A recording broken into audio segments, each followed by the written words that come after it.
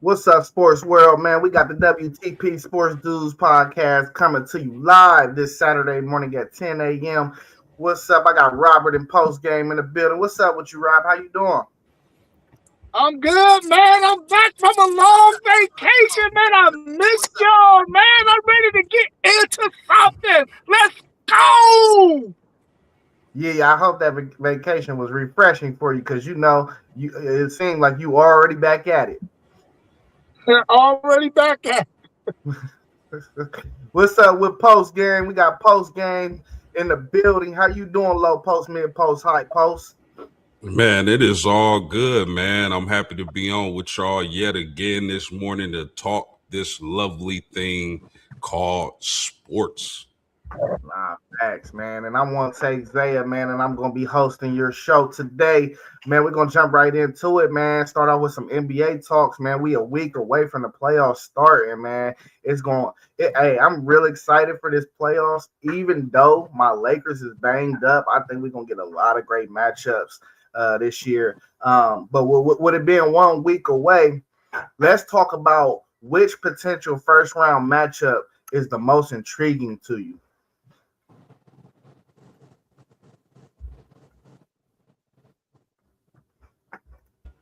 Oh man, I gotta say the 3-6 matchup out west is really intriguing with the Denver Nuggets and Minnesota T Wolves. Those are when you got Jokic and you got Ant-Man, those are two of the five best players, top 10 best players going at it in the first round.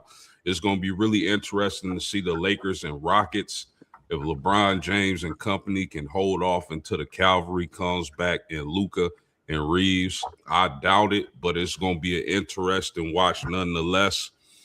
Out east, maybe the Knicks and Raptors. I was higher on the Raptors coming into the season. I'm not so high on them now. I know they dealt with a little bit of injury, but I think that could be an intriguing first round matchup.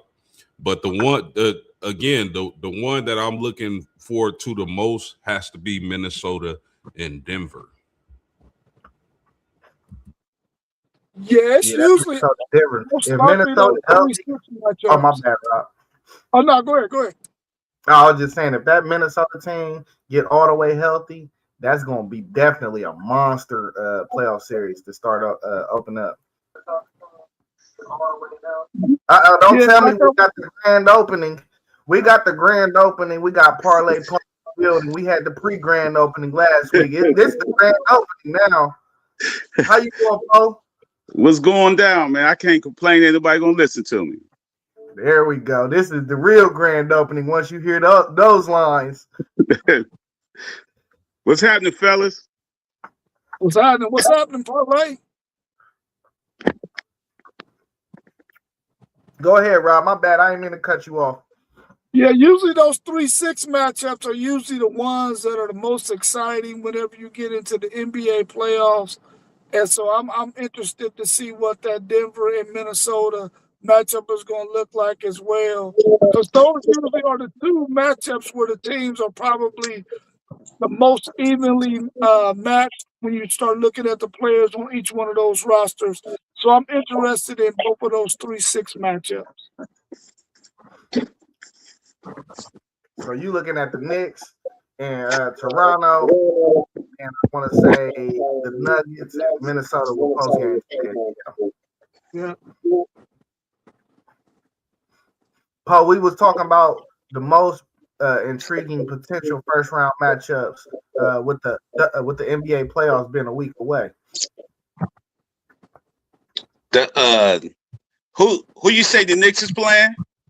They got Toronto as the standings is currently set right now. I think it's like one or two more games. I don't really think Toronto can move up, but they could possibly move down. I think they tie with Orlando right now. Yeah, because I know we last night my Celtics clicked in the number 2 seed locked in. So I'm gonna say I want to see what the Cavaliers bring, man. Whoever they playing, I think the Cavaliers and the Hawks, right? I want to see that series because I watched the Hawks play, man. They young. They ain't got it totally down right yet, but I like the Hawks lineup when they got the veteran CJ McCollum coming off the bench, and they got the young boy from North Carolina running the point. Well, he a point shooting guard wherever he is. I like him, and I want to see that Cavaliers, can they get over the hump when they just got Harden, because Harden supposed to be the X factor for them. So that's what I want to see, Cavaliers and the Hawks. Yeah, I ain't gonna lie. It's so many great possibilities of matchups this year. The number one matchup though, it's a 1 versus 8. I want Charlotte to sneak into that 8 spot, and I want, because they've been fighting all year every time they match up. They really do not like, that's like a little mini rivalry brewing between all them young boys. So I want to see Charlotte and Detroit for real. And then another one I would say is if Philly can get to the 7th seed and we could see a Boston Philly first round. Healthy Embiid with a healthy Embiid, oh man, that'd be crazy because like he hurt for the year. He out for the year. I think he was in the hospital. They said he out for the year. Yeah, he out for the year. Oh, it's over. It's slow for them. Well, they might as well lose in the play-in. I don't even want to see them in the playoffs. Just go ahead, drop to 11 and get you a lottery pick, bro. But out west, man, you know, my Lakers is so beat, man. That would have been an amazing series if we was healthy going up against that Rocket team. But I'm gonna have to just leave it with post game and that Denver Minnesota series. I think that's the one that we could identify and be like, the lower seed actually got the best chance to beat the higher seed. I think the Spurs and the Thunder take care of business. And then when you talk about the Lakers, even if we land at that 4th spot, we don't nobody really expect us to do too much just because we banged up. So I'm gonna have to go with post game on that one as well. Next question on the docket: will anybody be able to challenge the Thunder and Spurs out west to possibly make an NBA Finals appearance? Denver. The way Jokic playing right now, I like Denver. I like Denver. They coming together well, man. I like Denver, man. I like Denver. So I would say Denver. Yeah, I was going to say Denver as well, but I'm going to go in a different direction since Parlay picked Denver. I'm going to go with this Houston team, man. I listened to Charles Barkley saying if Kevin Durant is going to be mentioned with some of the greats in the NBA, he's a great. But if he's going to be mentioned with some of the greats, he's going to have to win a championship without the Warriors. So I'm going to pick that Houston team. They're young with a veteran Kevin Durant. Can they put it all together? Can they make some plays down the stretch and keep themselves in games to where they could possibly go to their veteran to pull out some victories for them? So I'm going to pick the Houston Rockets. Hey, this is an interesting fact I heard this morning. Kevin Durant has only won one playoff series since he left the Warriors. Yeah. Yeah, Houston to me is an intriguing team. I love their coach. Say what you want about their coach. We know the debacle he had years ago, but he's a hell of a coach, man. And I love the way he strategizes and puts in plays for his teams. I would not be surprised if the Houston Rockets did make a run, especially because of how the Lakers are banged up. But I mean, for me, it's the Denver Nuggets. And I think I said this months ago. I believe it was Rob who asked the question of which team nobody is talking about can make a run. I said Denver. I thought it was an obvious pick back then. But anyway, I think the Nuggets can beat the Spurs. I don't think the Nuggets can beat the Thunder. And I think the Spurs can beat the Thunder. You see what I'm saying? It's like a triangle theory. But if any one of those teams can challenge OKC and San Antonio, for me, I can't go against the Joker, man. That dude is on fire. Yeah. You got to think, Mozilla, Joe Mozilla, he won with emos of people. You know what I mean? Like that Celtic team, that was dude's people. 100%, Poe, and I think Boston can win the championship. I think we got to get Tatum from not settling so much. So I be seeing me favor that knee a lot, but you know it's going to be like that. But we got to get him. He's 6'11" with handles. You know what I mean? Sometimes he be a 6'6" dude on him, and he gonna shoot the three. No, back him up. You know what I mean? Back him down. He's 6'11" with handles. So once we get him not to settle, it's gonna be a different, because we already know JB playing lights out right now. And Tatum been rebounding his ass off. And let me tell y'all why I like the Celtics so much, because they have humongous wings. Their versatility they're a matchup nightmare with Jaylen Brown and Jason Tatum. Those are some huge wings. That's like a cheat code with the style of play of basketball today. When you got guys like that on the perimeter who can guard multiple positions and can be matchup nightmares on the offensive end. That's why I like the Celtics so much. And you parlay that with I think they got great coaching and great role players as well. Hey, Poe, I ain't gonna lie to you. We've been saying Tatum been settling for a long time, man, but I feel like his recipe work.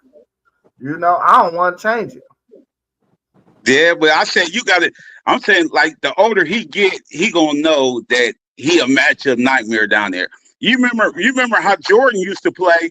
You know what I mean? Like, once Jordan found out could nobody stop that fadeaway, you know what I mean? Jordan would take you right down there on that box. You know, like Kobe. Kobe the same way. You know, once they found out when they got older, when they found out they had an unstoppable move, you know, and then they found out. So Tatum got to know what's his unstoppable move when he got a little dude on him. Yeah, I think all the greats eventually adjust their game. Like you seen it from LeBron.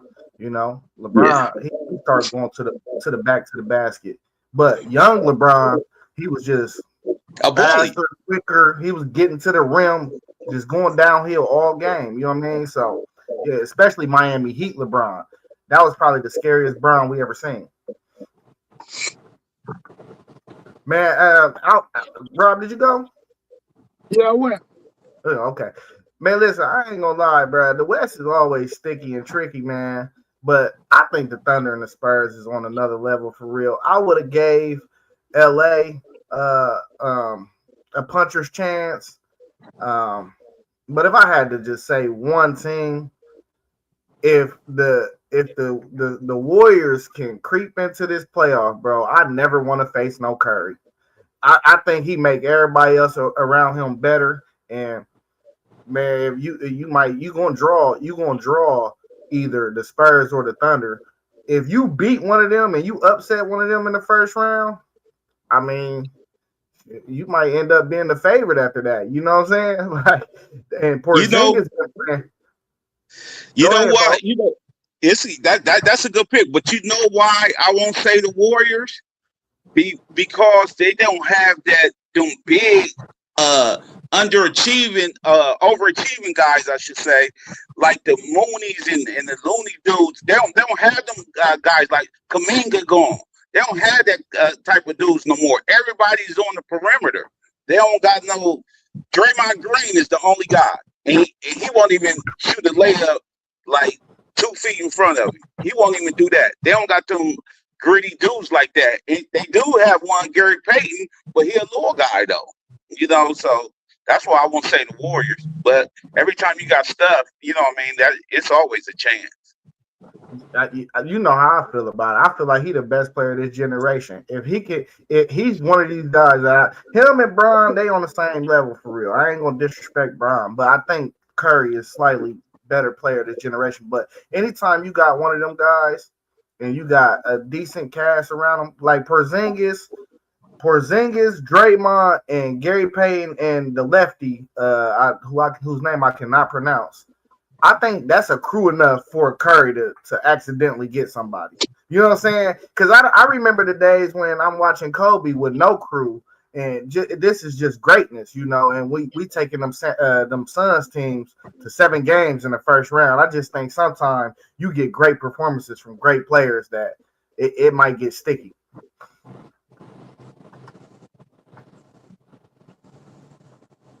Y'all got anything else to add to that? All right. Who is your NBA Finals matchup? I'm going with Boston and SGA and the Thunder. Yeah. I ditto that. It's crazy work. That's 3 in a row. Yeah.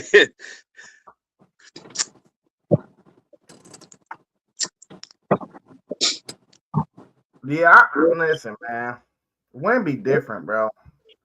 I'm real curious about how he about to act in this playoff, bro. Like in a 7-game series. I'm going to Spurs. I'm going to Spurs in Boston. I think the Spurs gave them all they could handle in the regular season, and I think the Thunder know they gonna be in a fight for their life, but they still hungry from last year. So it's kind of iffy. I like this run that SGA is on too, but my only problem with the Thunder is I think J Dub disappears sometime, bro, and he ain't gonna be able to disappear against his first team. They got too much perimeter defense. But you know, Wnba hurt, them Reds hurt. You know they're gonna try to get physical. You remember the last game they played, it was over physical. You know that last game they played, it was over physical. It was some techs involved in that game, so they're gonna try to target them Reds for Wnba.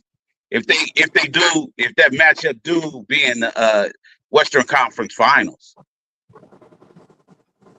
Yeah, I think the Spurs could give OKC tons of trouble if they met in the conference finals. But the saving grace for them, when you speak about that matchup, is that Denver could send San Antonio home, in my opinion. And I think Denver is a much better matchup for OKC than San Antonio. San Antonio might be in OKC's head if we keep it in a being. Yeah, definitely playing Denver because if it's one player that can kind of neutralize what Wnba does is Jokic, just because how his frame is built. He can get it to his body. You know what I mean? Neutralize a little bit of that. Good morning, Level Up Sports.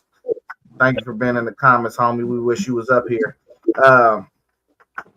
But man, I'm telling you, man, them dudes play so much good defense on that perimeter, and I ain't never really seen SGA really get locked up other than when he play up against the boy Castle, bro.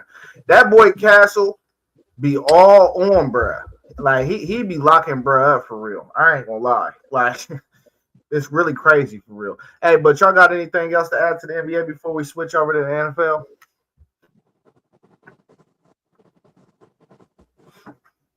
All right, we jumping right into the NFL then. Travis Hunter, the Jags announced that he'll be playing DB full time this season. Do y'all think this is the best route for him? And are the Jags making the right decision about which side of the ball he will play on? You know, I said last year when he was getting drafted that eventually he was going to have to play defensive back because that is the position in the NFL where you don't get a dime a dozen. You know what I'm saying? You can get wide receivers all the time, man. They come a dime a dozen. Good defensive backs, good corners, they don't come a dime a dozen. I think that's the best route for him. I think once he begins to focus on that alone, he will maximize his talent and be really, really good for that Jaguars organization. And I think this is a perfect time for them to go ahead and say, listen, you know, this is what we need from you. And you can go out there and make it happen for us to become one of the best corners in the NFL. And we know how well they get paid once they show how good they can play.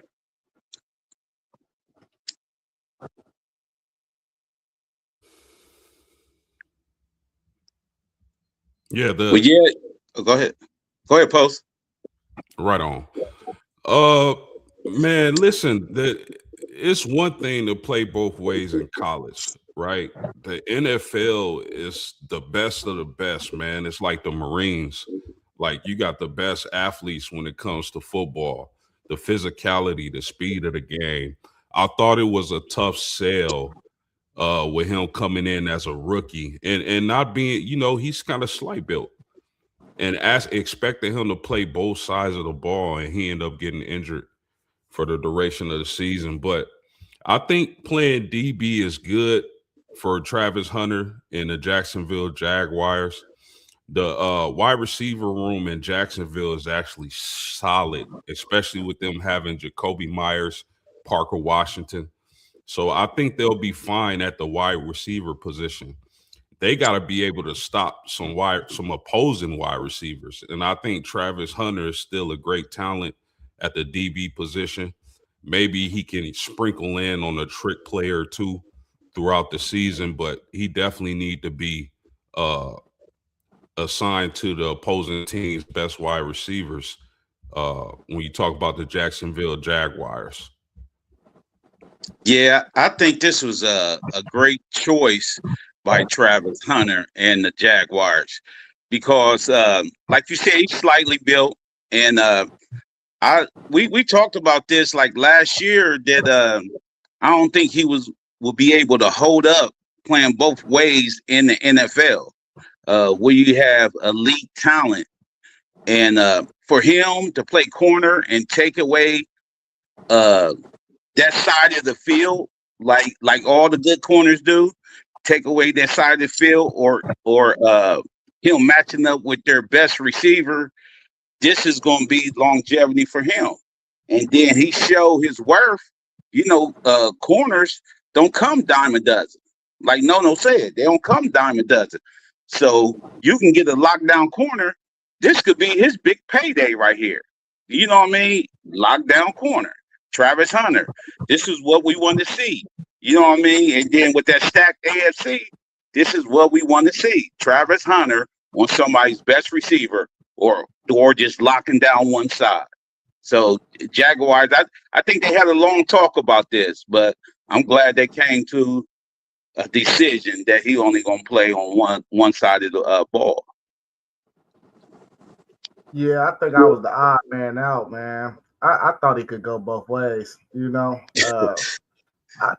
thought he got a Ferrari engine. I don't even think they tried to use him like a Ferrari engine either. So, but I'm slowly moving towards y'all side of the ball with this one, just because his frame, bro. We seen his frame can't hold up. If you get injured and you get put out for the season, that's enough evidence for me. Go ahead, get on that defensive side of the ball, man. Lock somebody down. I still think he's an explosive dude. You still need to figure out a way to get the ball in his hands. I wouldn't even be upset if you made him your punt returner. You know what I'm saying? I feel like he need to get the ball in his hands a few times a game, though. Well, if he gonna get the ball in his hands, he better get some interceptions because I'm telling you right now, in the NFL, bro, they see you playing both ways. They eventually is going to exploit something. I'd rather he be the guy that's going to dish out the punishment than catching passes and taking punishment because we, like everybody said, he's slider built. It's just not good for him and his future as an NFL player to go both ways and try to do it at the level he did it in college. I just think it's not a good, smart move to do. You opposed to giving him a couple punt returns? I would not. Hell no, I wouldn't put him on no punt return. Yeah. I would not do that. Yeah, you want the ball? Get an interception. Get a fumble recovery. Then you can do all the damn things you want to do. Hey, man, listen, we got the NFL draft coming up, too. What are some of y'all's leading storylines heading up to this NFL draft? My storyline is the where the quarterback's going to be picked because they saying Simpson ain't going to be in the first round. and this teams need quarterbacks, and they talking about Pittsburgh gonna get Nussmeier late in the 6th round or something again. So that, and then I got to see where y'all's 2 defensive players land. The random quick 40s. Sonny Styles and Arvell. Yeah.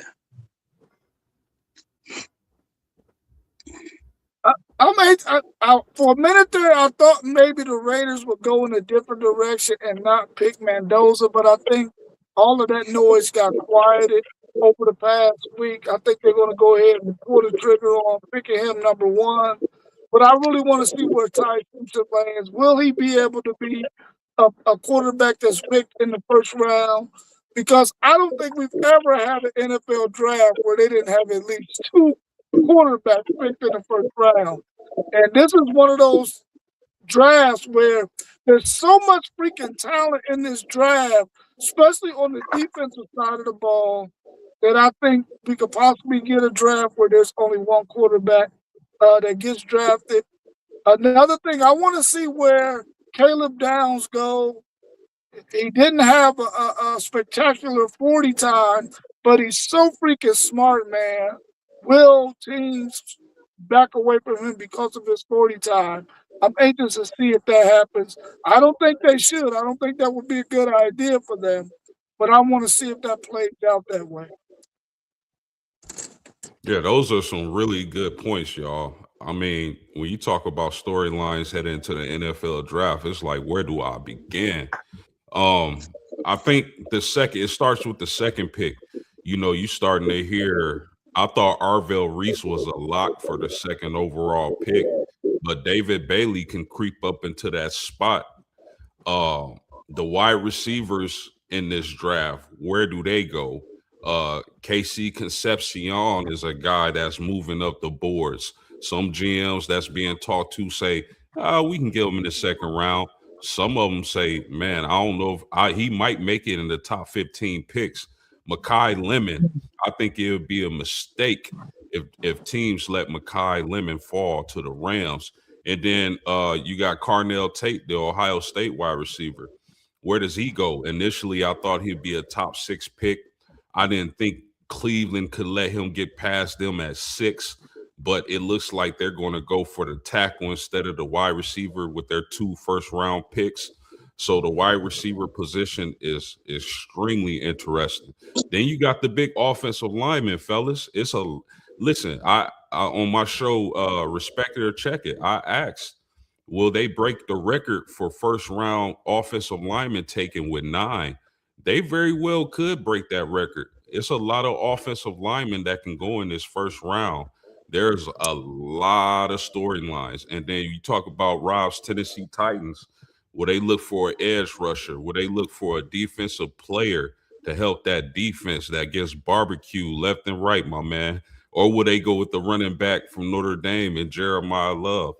Kenyon Sadiq, interesting tight end prospect, man. Ran in the 4.3s. He's a guy who could be a matchup nightmare down the middle of that field, down that seam in the NFL. So it's so many different storylines, man. Yeah, we wouldn't have been mad if you would have talked about even more. You was cooking right there, Post. Hey, but I'm trying to see if I can get 4 Buckeyes in the top 5, man. They said this ain't been done since 1967. That'd be crazy if we got 4 going to top 5,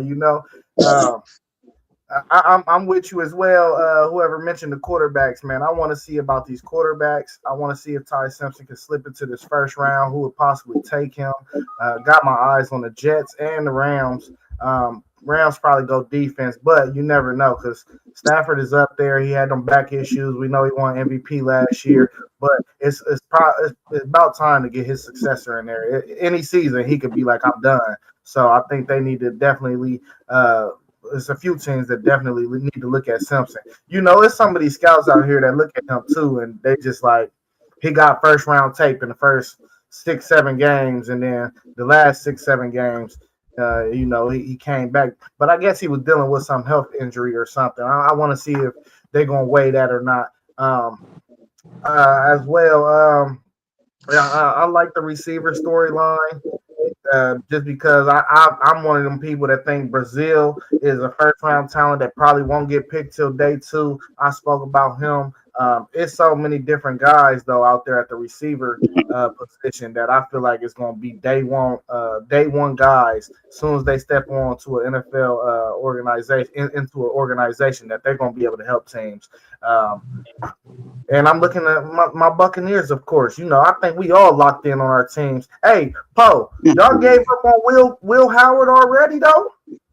Nah, I don't know what they doing, man. They we I think we about to sign the old man back, man. He can't even move because we got old man McCarty too, man. I want to ask y'all a question though. With Big Boy Lawrence for the Giants demanding a trade, what would you do in the draft? I'm like, would you give up a first rounder for him? Cause dude is special. Dude is special, and he played the middle of the line. He's not a DN. He's a middle guy. He's a nose guard, and he's special right there, like that Aaron Donald dude. He one of them dudes. I Yeah, think that's Lord. go ahead, Go ahead, Rob. folks. No, you go ahead, folks. No, I was just gonna say that's an interesting question, man. And I was just about to cook on Pittsburgh. A lot of interesting things can happen with your Steelers, Poe, in that first round, quarterback being one of them, depending on what they do with Mr. Rogers. But Dexter Lawrence, man, that's interesting because he's such a game changer. Like if you a team that's in contention and maybe you got a later round first pick and you can package that with some other things to get him, I'm doing it, man. When you can lock down that middle like that with a player like that, I think that's a chance I gotta take. But it could all be posturing though. He might just be trying to get some money. I don't know if New York is willing to pay him that type of money, but he could still end up being with the Giants. We'll see. But if I'm a team that has troubles up the middle of the field, I'm definitely trying to package a deal to get that man. Game changer. Yeah, I think that his agent, Lawrence and his agent are brilliant, man. They understand the game and listen, they out there fishing for real. Because they know that somebody is going to want to get this guy and they know that he's going to be able to cash in.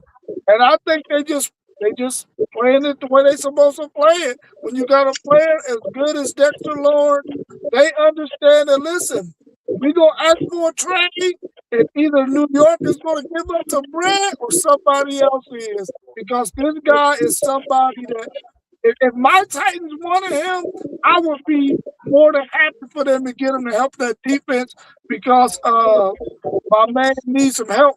This next one, we never know what Travandre Sweat is going to be like. He stays injured a little bit too much for me. Even though he's a Texas guy, but I think that if I'm a Titans GM, I would definitely look at what it's going to take to get him and see if we can possibly make something happen. Because I would love to see Dexter Lawrence in a Titans uniform. Yeah, I think it just got to make sense. I think if you feel like your defense is a piece or two away and your offense is a piece or two away, and you think you can clean that up in the draft, I think you shoot for it because windows close fast in the NFL. I don't understand. Like Rob said, his Titans. I wouldn't start with people like that just because it's so much things that y'all need. You got so many holes in the team. How competitive do you think y'all gonna be next year? You might as well keep those resources. So if I'm maybe a middle of the pack team though, oh yeah, and I feel like he could push my defense to maybe one of the better defenses in my definitely in my division. If you like third defense in your division, but this is the piece that's gonna make your defense the best in your division, oh yeah, go ahead and make that decision right now. We don't even need to talk about it. But yeah, it depends on the right thing. I wonder why he want to. I am curious about why he want to go. I know Post you was saying maybe this is money thing. He trying to probably pull some more money out of him, but I really do want to know what the real reason is, because the Giants, if they hit on this draft, man, they gonna be a scary team to deal with next year, man, in that NFC East. Yeah, especially with Harbaugh the coach now. That's what I'm saying. Like, if they get rid of him, it's like starting over in that front. Yeah. I'm like, he that centerpiece. You build around him. Like after that, then they got the one dude, the pass rusher. The pass rusher who got hurt last year, from Oregon. He nice.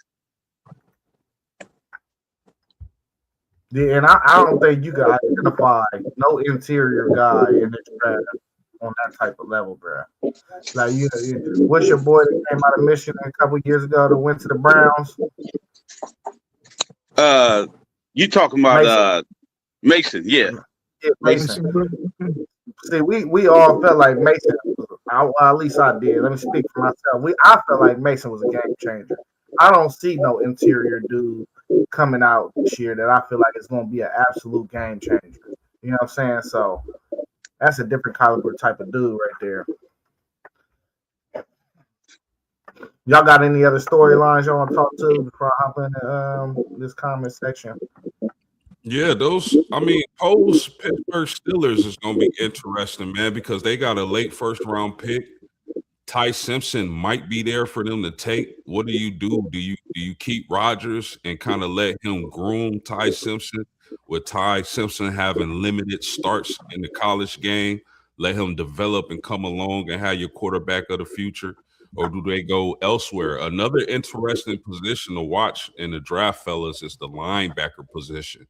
We know that Arvell Reese is going to go super early, but outside of that, do we get another linebacker in the first round? Some teams are falling in love with Rodriguez from Texas Tech.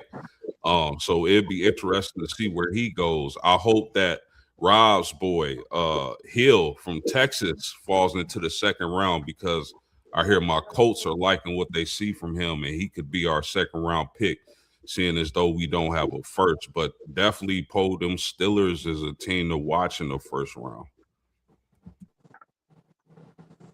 Hey, I think this is a pretty deep linebacker class too. There's some good linebackers out there this year. Like Rodriguez won the linebacker award. He ain't even supposed to be a day 2 pick. You still got Anthony Hill, CJ Allen, both out of the SEC, who are I think they start day 1 in the NFL. So you got what, 5? The top 6 linebackers. Arvell Reese, they still consider him linebacker. So I don't know. You can do whatever you want with him. But let's tap into some of these comments. Level F Sports 10 said Jeremiah Love and what he brings to an organization as a running back, and also Ty, my guy at QB. I think he talking about storylines. What team makes draft day moves as well? Yeah, that's gonna be interesting to see. We always got some shenanigans on draft day. Also said he respect them offensive linemen with the possible record this year. I think he referring to what post game was talking about. Shout out to Poe on that one. I can't get them words out my mouth though.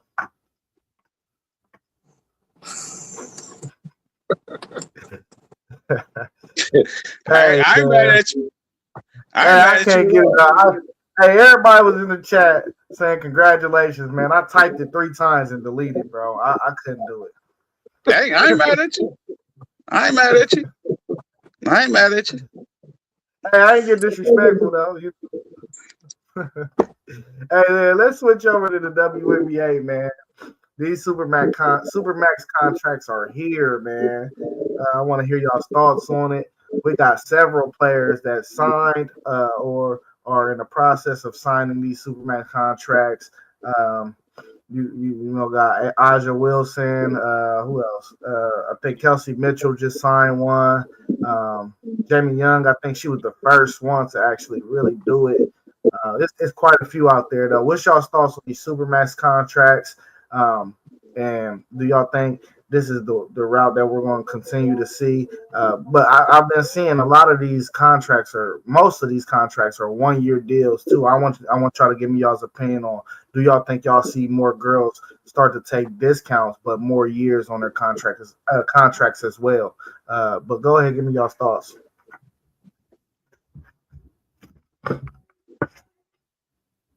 Yeah, I like the fact that they have an opportunity to make some money, man. I like the Supermax thing. I like the fact that they can have a player that's going to make 1 million plus a year um, on their roster. Even might even get close to two of those players. And I think it's good for the women's game. It's something that they've always wanted to build up to.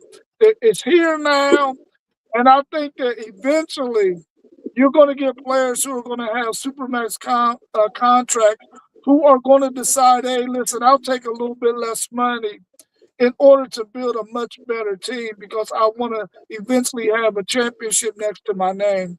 And I think some of those women who play the game, they think like that. They want to look out for the other women who are in the game.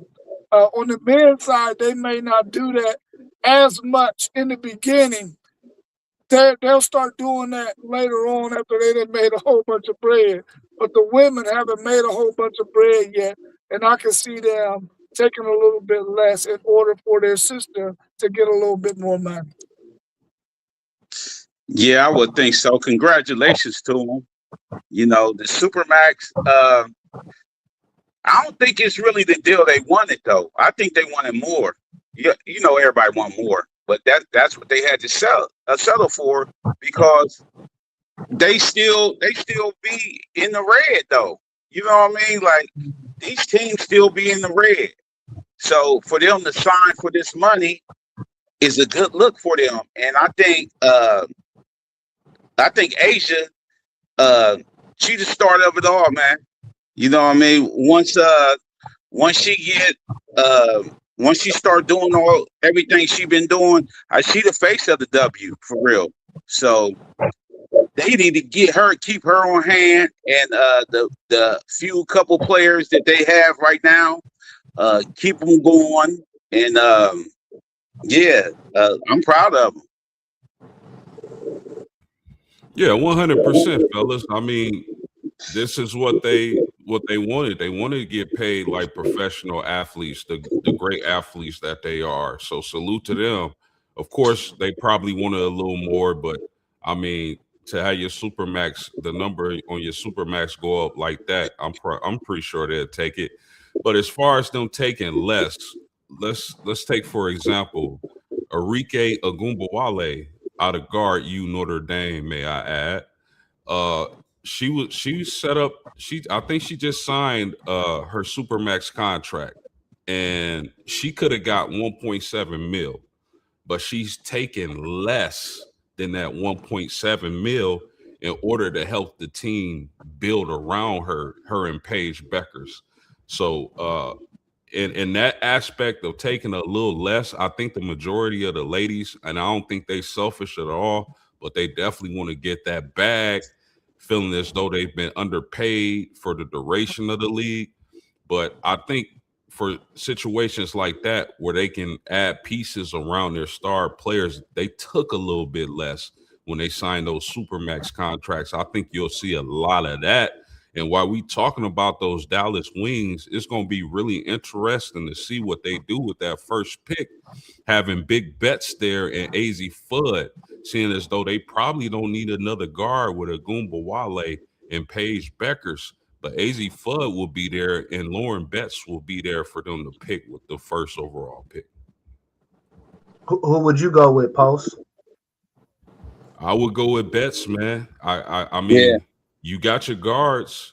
You got Arike. You got Paige Beckers. That's as good as anybody's guards. Go ahead and get you that 6'7" center who can anchor your defense and control that backboard.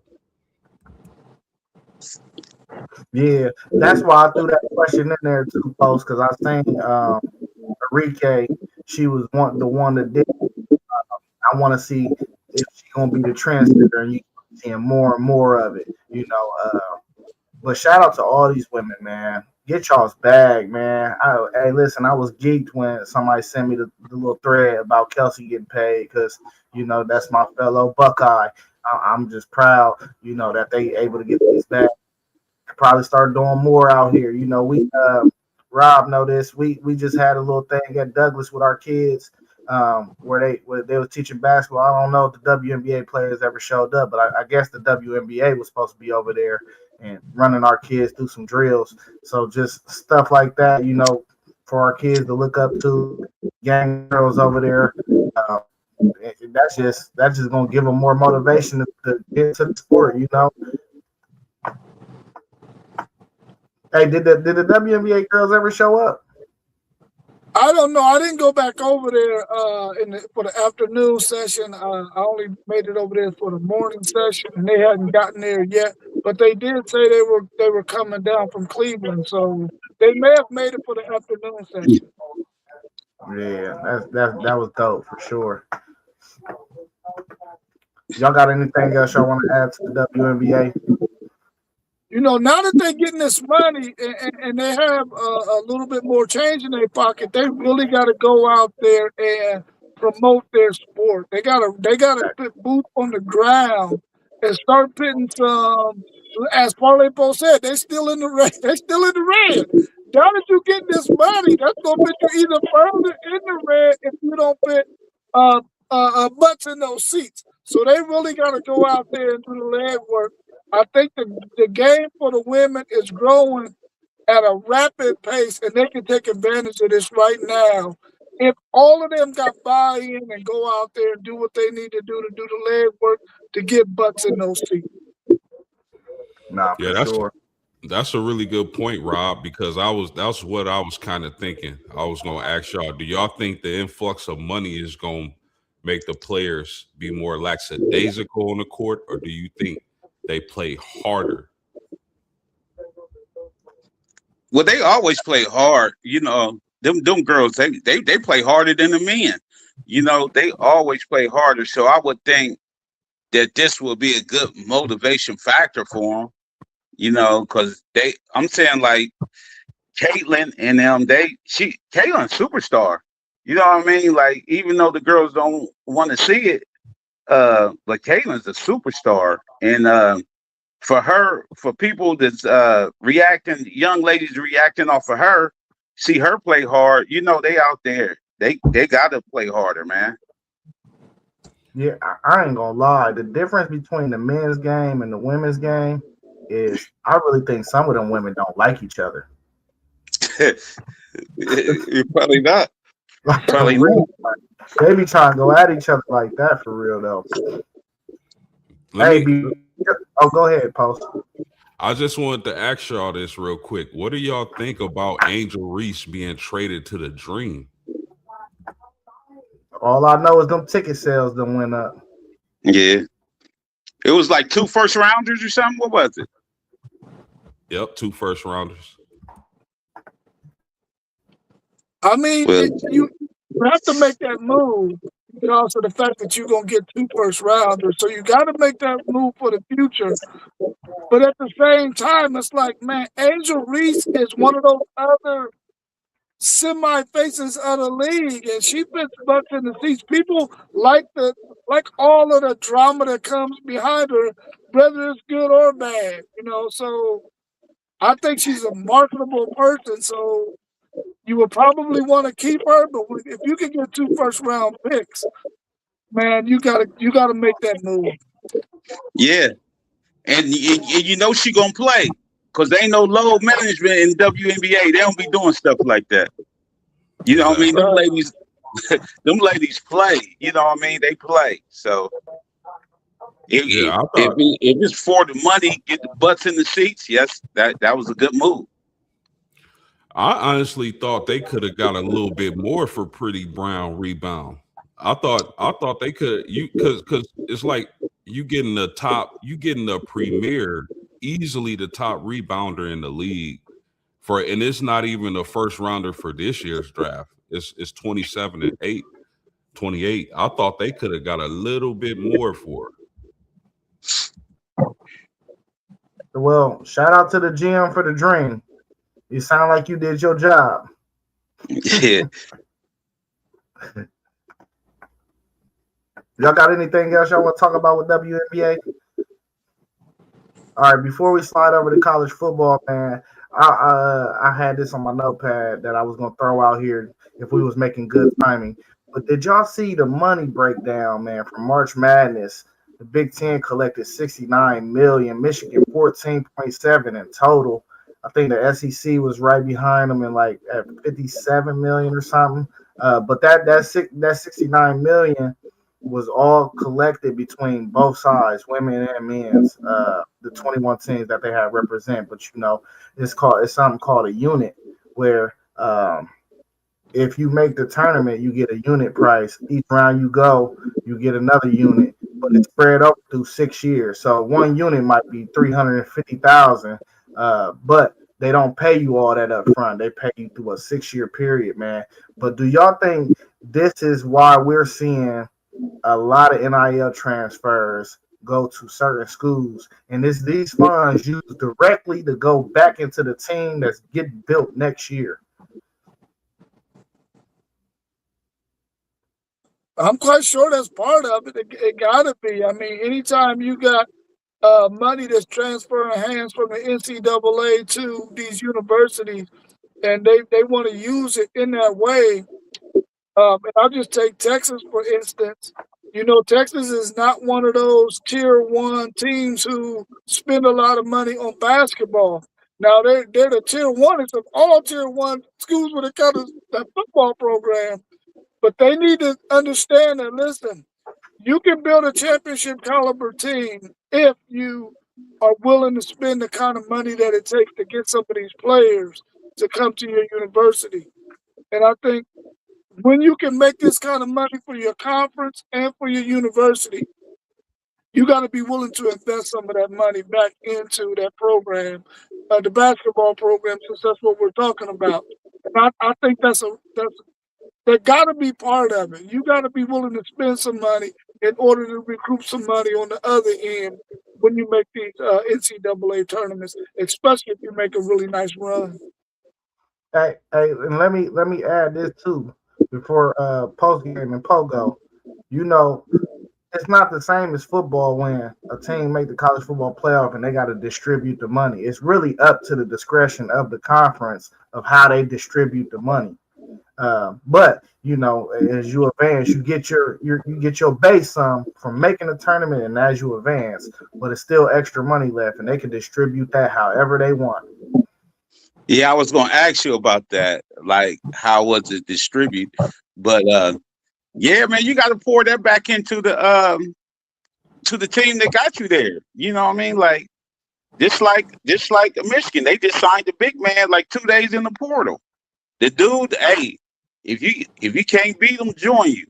We put BTA on Tennessee. Look, we got their big man now. You know what I mean? If you can't beat us, join us. Come on in. Y'all gotta come on in. Go blue. Y'all gotta come on in. That's what I'm saying. Like, this money, man. I'm saying pour that money back. That's what Ohio State need to do. Yeah, I mean, Had to throw that one in there, huh?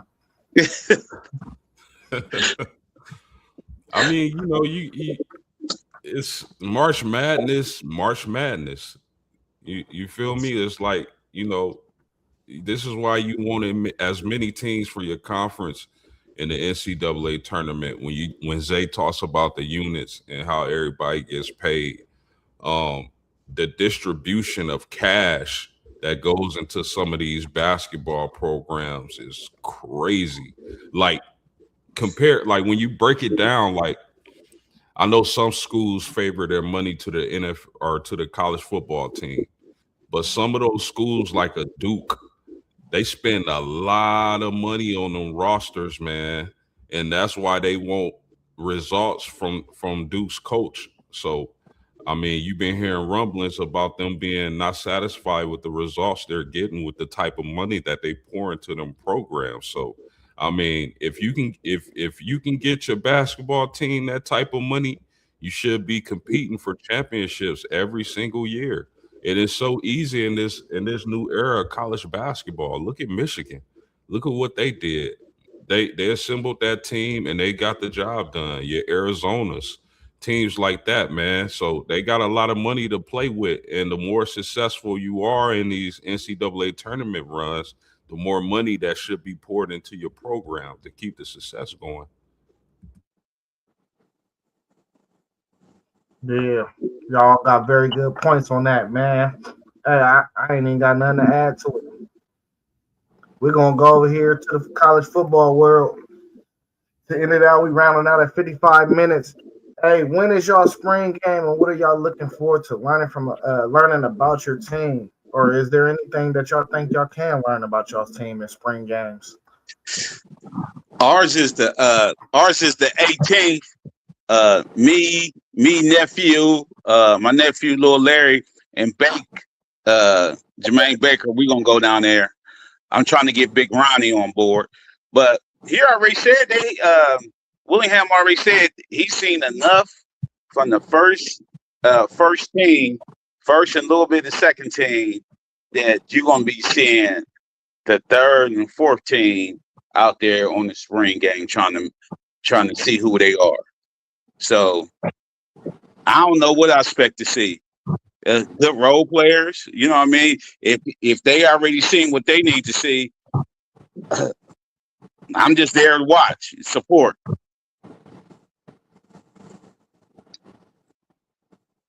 You there to put some money into the program. You bought them tickets. Ain't no tickets. We just got to pay $40 parking. That's all. Hey, that's putting money into the program. I know like that. Ohio State is the only top-tier program in the country that charges for a spring game. Hey, it's cheaper for me to go to my spring game than him. He paying $40 for a parking ticket. I'm paying $10 in free parking. Yeah, but I got to get there though. You know what I mean? That's the thing. Hey, that's not true, Rob. Preferred seats at Notre Dame Stadium is upwards of 100, but if you want just a seat, that's at least 25. So really, yes, our preferred seats is a rack. Your preferred seats is a rack. They're $1,000, bro. That's nasty work, bro. Hey, in general admission, that it's like the first three rows, the sidelines, all the way around the field. So, and then everything else is general admission, $10. Yeah, that's nuts. I think spring games should be free. If they want to charge you anything, it should be the parking. But I mean, Notre Dame is gonna have their spring game on the 25th of this month. I'm excited about that. There's so many things I'm looking forward to seeing. Poe's boy, Sanders is one of the guys that I've been hearing a lot of good things about. The transfer from Michigan. It seems like they're playing him all over the field. He'll be in the nickel. He'll be on the boundary. So I'm interested to see, how he fits into the scheme and how he looks in the spring. Leonard Moore, a lot of people consider the top corner in college football. I know I do, at least. But I want to see if there's another level to his game. Like, we know he's extremely good and definitely an NFL talent, but is there another level he can get to in the spring? Backup quarterback. I mean, we all know CJ Carr's the dude at Notre Dame, but who's going to win that backup role? It's going to be extremely crucial because the way the schedule is, Notre Dame should be blowing out teams. And by the third, fourth quarter, CJ Carr should be sipping Gatorade with his helmet off. That running back room, I want to see how healthy Keedron Young is, because that dude is about 240, 230 and built like a robot, like a Terminator or something. So I want to see how he fits into that running scheme and if he's healthy enough to play. The defensive line, you got transfers, Francis Brew and Tion Gray from Oregon, Francis Brew from Pittsburgh. I want to see if they can win the starting spots. I know you got Jason Onye in there, Armel Mookum, a couple other guys vying for playing time. But, I mean, outside of that, the wide receivers from Ohio State, Zay's guys, I know Quincy Porter probably won't play in this game. He's been out in the spring. But Mylan Graham, that dude moved different, man. bruh, Violent Graham, that dude is moving different. So it's just more so depth pieces. I kind of know what I'm gonna get from this team as far as their talent, but I want to know how the depth chart is shaking out. Yeah, Texas, they're not having a spring game, but they're going to have like a fan appreciation scrimmage where they're not keeping score or anything like that. They're going to, you know how most spring games, your starters get out there maybe 2 possessions and then you don't see them anymore. Texas is trying to get away from that and have the fans be able to have an opportunity to see the players for a longer period of time. So you're going to have ones on one scrimmaging and twos on twos to where you're going to see them all out there play, upwards of 50 plays a piece. And I think they want to give the fans the opportunity to really see the bulk of the players actually get some reps. So they're going to go to this format this year, and it might be the format that they use here on out, where they have just like a glorified scrimmage where the fans can see the players doing what they would normally do in a normal practice, along with a scrimmage session. So, are we gonna learn anything from that fan appreciation scrimmage? Well, I think what we're going to get to see is we're going to get to see some of those younger players are going to get probably more reps than they normally would get. So we're going to get to see that. And we're going to actually get to see Arch Manning longer than what we would see him in a scrimmage. And along with Cam Coleman and the first team guys. So we're going to get to see what those first team linemen are doing in place of those players on the line who are not practicing during the spring. Like Trevor Gooseby is not practicing much in the spring, and we won't see any of him during this time, but we'll get to see the guy who is probably going to be the backup to him get a lot more reps than what we normally would see. And we'll get to see some of those dynamic freshmen, see what they can do out there as well. Yeah. Hey, are y'all? This is a question to all y'all. Are y'all scrimmages or practice games being televised? Yeah, BTN be doing that. Yep. I don't know what they do local, but I know BTN do that. Yeah, I don't know. It's been I watched Clemson's spring game a week and a half ago. What was it on? It was on ACC Network. Yeah. I think their networks are going to pick it up, but I don't think that the Longhorn Network, even though it's still in existence, is really not a thing. It's more or less like a thing locally that they might be able to see down there in Texas. But on the SEC Network, you probably have a channel there that's local outside of some of the other teams that are going to be playing on the 18th as well. Locally, they'll be able to see it on the SEC Network. Yeah, for my Buckeyes, man, I'm really looking at the offense. I want to see kind of Arthur Smith's base packages to kind of get a feel about what the offense is going to look like. Offensive line is super beat up, man. Archie Sterveld and Philip Daniels is out. Them are both our tackles, so I want to see if anybody in that room is stepping up. I like Ian Moore. I think Ian Moore should be a starter in my opinion. So I don't really understand why he's not running. He wasn't running with the ones in the first place. But really, I just want to see the offensive line, man, because that's my biggest concern. That's it. Arthur Smith do a lot of play action. I love that. So we got 2 running backs this year that probably should have been the 2 running backs field the whole time. So does that mean that Sam will probably be, or whoever the quarterback is, will be up under center a little bit more than what we normally would see in a college game? That's why I have no clue. That's why I want to see. I have no clue what Arthur Smith, because really, they can do whatever they want. They got everything they need.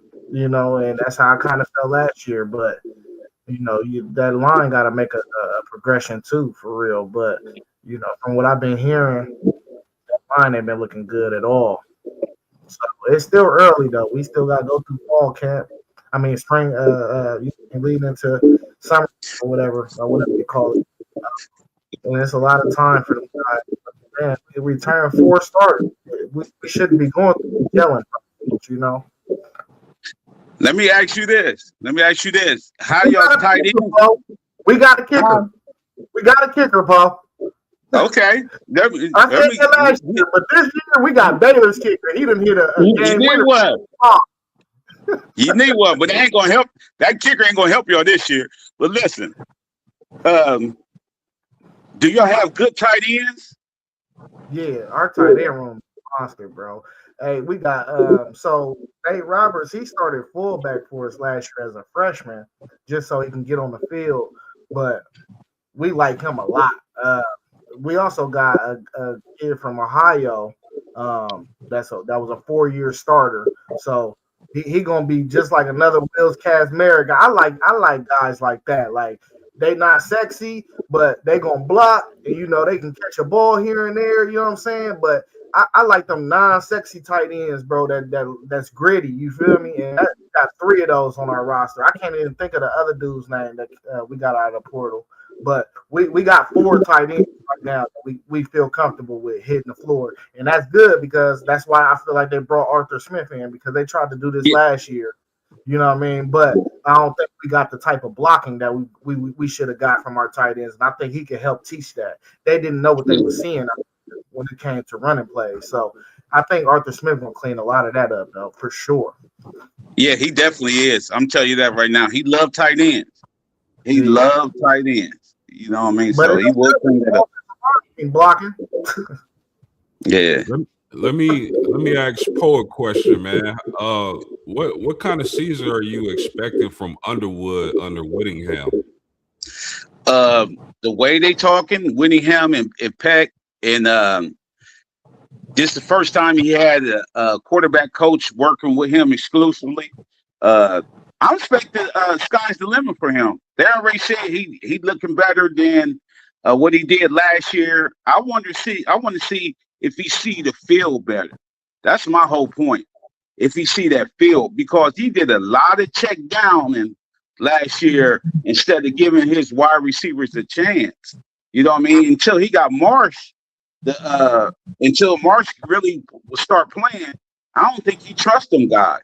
You know what I mean? He must have seen something in practice that they wasn't catching a ball or something. But when Marsh got in there, he was throwing it up even when Marsh wasn't open. So I'm anxious to see that where his eyes is at now. Where his eyes be at when he get in trouble. You know what I mean? Because when the quarterback get in trouble, their eyes drop instead of looking downfield still. So I want to see where his eyes at. Hey, Paul, I ain't worried about none of that. I know what I'm getting out of what's the coach name? Kyle Whittingham. I know he gonna run Underwood 20 times, bro.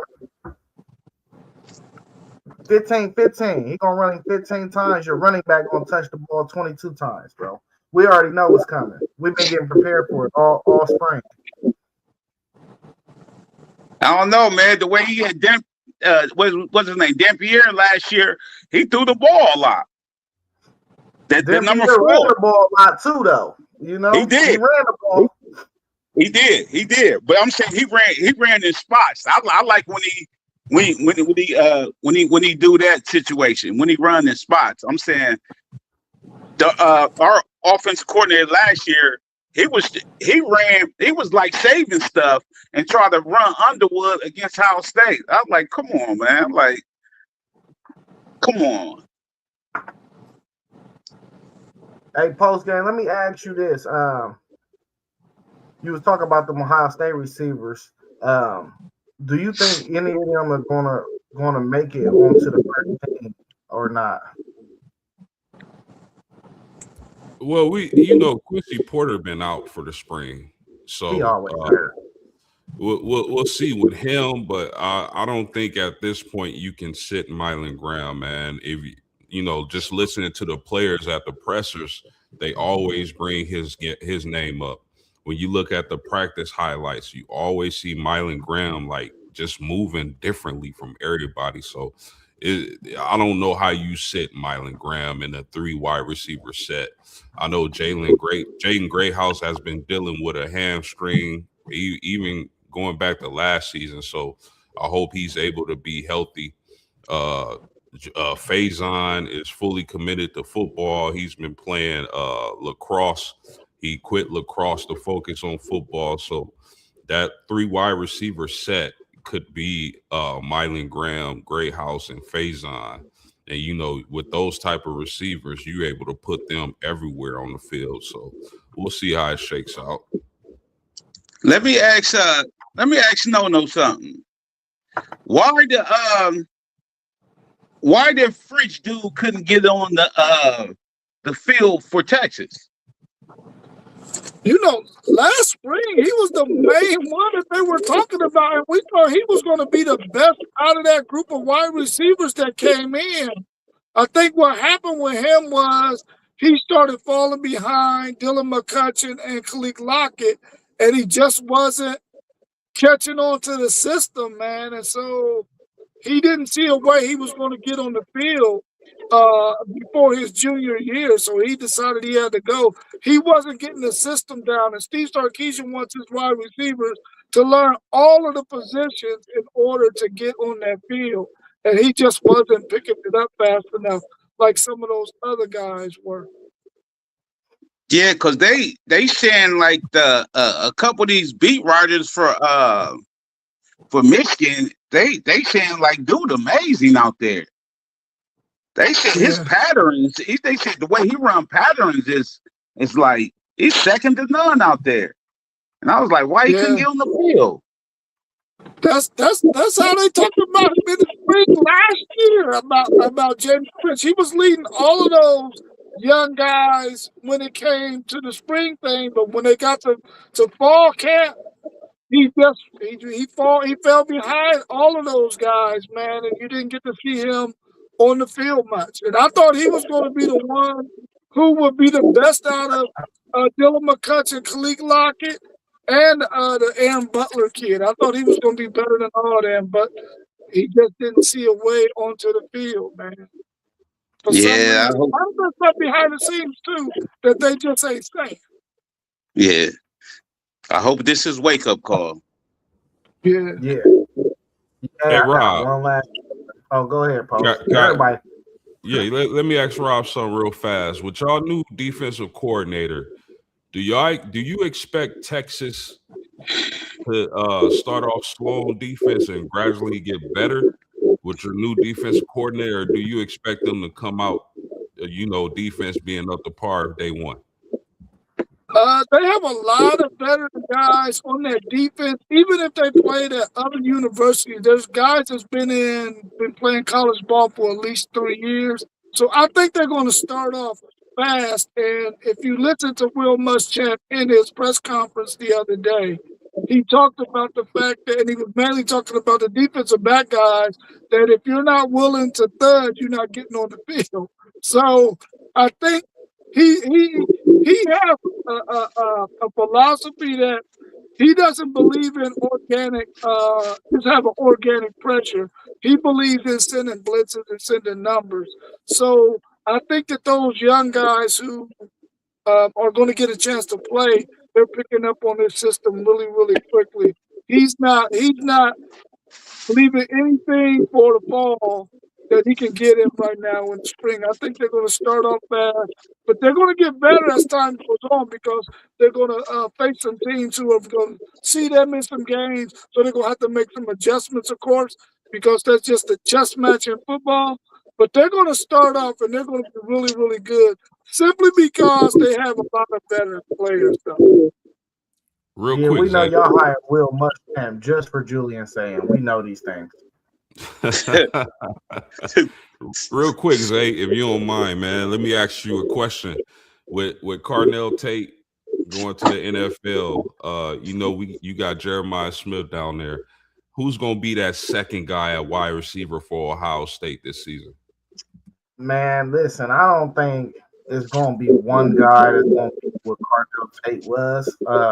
But you are hearing a lot of noise about Kyle Parker out of LSU right now. And the freshman who everybody thought is going to be Chris Henry Jr., the actual dude that's from this freshman class that's going to see the field most likely early in the year is Brock Boyd. They said Brock Boyd is different, bro. They say he looked like a reincarnation of JSN out there. So that's a lot of high praise. But I think the combination of McEwen, Kyle Parker, Brock Boyd, and Brandon Ennis, and Hankton, he like to rotate his receivers. So I think you'll see all these guys. But I do not think this is a year where, okay, we got another Jeremiah Smith and Chris Henry, and we got a dude who he possibly will be a first-round draft pick one day. But I don't think you're going to see the same type of production out of none of these guys that you've seen from Cardell Tate last year. You know what I'm saying? So it's going to be a collective effort. They said this is one of our deepest wide, not the best, not the most talented, but the deepest room that we've seen in Zone 6 for about a decade. They said that's what they saying. You know, I'm just a messenger. And, you know, Legend Bay is going to play in that room too. So he's also another guy that's going to get a lot of touches, but he out for the rest of the spring as well.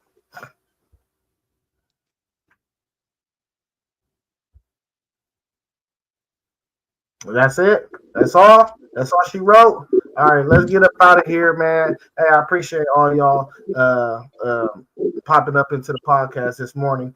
Hey, make sure y'all join tomorrow at 9 a.m. We got the ACC spring preview. Make sure y'all do a little homework. You know, I don't want y'all looking crazy. You know what I'm saying? Hey, we got WTP for life up there. That's Robert. You can find him on YouTube. We got Post Game in the top right corner. You can find him on YouTube as well. We got Parlay Poe with the Blitzberg podcast. The bottom left, I want to take Zaya. We got SEC Sean also. You can find him on YouTube. Level Up Sports 10 with JoJo Mossberg. You can find him on YouTube and Facebook. And you got T1 with City League TV. You can find him on Facebook as well. Make sure y'all tap into the Patreon. You can search that on Patreon at WTP Sports Dudes 2026. And we also got the WTP Sports Dudes website. Please tap into that. You can leave your comments on there, man. We could tap into any topics that you want. Just make sure you leave them in there, and we'll make sure we spin them through the show. Y'all got anything else, man? Post game, I love that P hat. I knew you would appreciate it, dog, man. And it's good to have you back up on the podcast, my man. Thanks, bro. For sure. Hey, the Post grand opening, man. Y'all know what we say though when we out. Peace. Peace. Uh-oh.